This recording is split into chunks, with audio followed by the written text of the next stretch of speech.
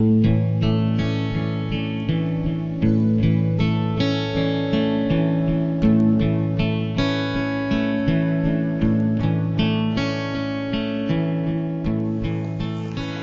name is Niki Lopez, and I'm programming We Rise Poetry Slam, a women of color LGBTQ poetry slam that's being hosted by Arts United, and it will be this Saturday at Art Serve, and it's a part of the Art Explosion annual exhibit. And I have the host for the evening, Chunky. She's been doing poetry and slam poetry, I'm thinking over 15 years, but I'll have her talk more about what she does and who she is. Hi, my name is Therese Chunky Hill of Spitfire Productions. I'm a slam and performance poet and excited to be hosting Art Explosion this 2017. How long have you been doing poetry? Actually, I've been doing poetry since 1996, so quite a few years. So what about slam poetry in particular? Well, I like slam poetry because slam poetry is it gives you a large platform, and you have to do a lot confined in time restraints. So it's exciting. It's not important about the mass audience is what I'm interested in, because your message needs to get across to maybe one person. Okay, and what is slam poetry for someone who doesn't have any idea? Slam poetry is performance poetry created by the author, his own work. It's solely judged by members of the audience, random people that don't know the poets, have nothing to stake at it. They have 3 minutes and 10 seconds when they're able to complete their poem, and judging on things like originality, content, and overall performance. So Arts United wanting to put together this poetry slam to highlight Black lesbians within the LGBT community. They reached out to Art Fund to create this this event, this opportunity. And so I wanted to ask you, what's your opinion? Why do you think events like these are important? Definitely excited and definitely pleased that they asked, because I think it needs to be done. I mean, there's always a platform for poetry within the heterosexual community, but a lot of LBGT, just like myself, are often afraid to share their views and stuff in front of a not like-minded crowd. So it needs to be done because their voices need to be heard. You don't know who you might be helping that's going through the same thing you do. We talk about political issues, life issues, sexuality, and you don't know who in that audience might need to hear that poem.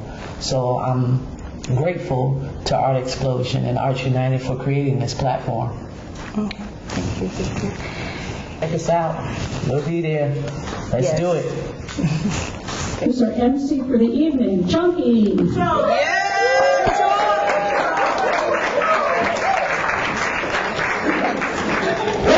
y'all? How y'all doing? Oh, no. Y'all gotta act like it's 500 mothers up in here. What's up, y'all? How y'all doing? Oh, that's not 425. That's not 425. So, we're gonna have a poetry slam. See, this ain't poetry. It's my therapy. Better than any couch and some know-it-all listening to me freestyle, making 6 figures just to make me describe block figures. I need no satisfaction standing on the block trying to save my community. I have a right to live, and I hope to God that you find your reason. Yeah. Thanks, y'all. All right.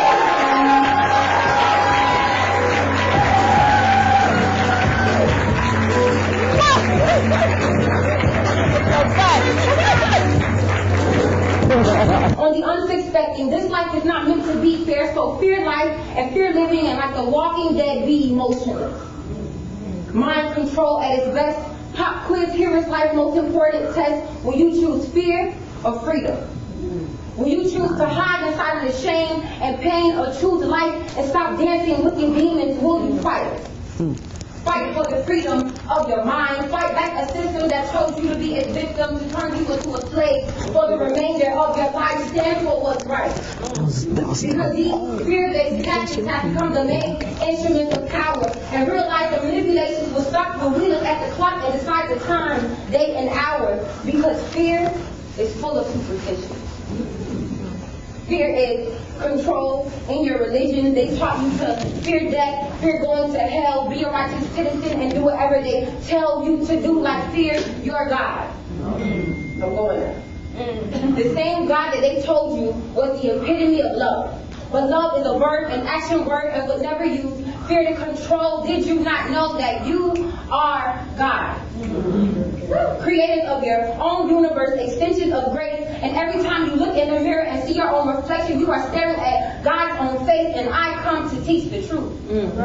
Because our perceptions have been manipulated at early ages. We have been spoon-fed scarce patterns at different stages. Fear has become man's best friend, conceptualized by the mass media to be the new trend, but what they won't tell you is fear will keep you wasting away. Moments unnoticed until you see them fading away, drifting off into memories of should have and would have been. Fear will make you obey. Fear will have you content with being a 9-to-5 slave. Because fear is social control. Conforming to the norm, the status quo, working your whole life to work for your whole life without having ever really lived before. Thank you. Yeah.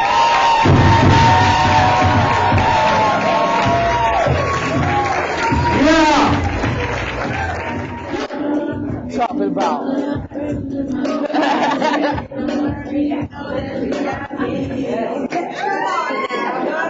Stunning young man, 16 years old, forced to grow up in a world so cold. His mama raised him well, though his daddy wasn't there. He was slaughtered by the system because of his skin and his hair. Not there. She named him Messiah because she knew he was a king. And from his first breath, he was destined for greater things. He got his values from his mother as well as his thirst for knowledge. Focused on his education, first in the family to go to college. That day he left for the library, everything seemed so ordinary. He never thought that the protectors in the service would become his adversaries.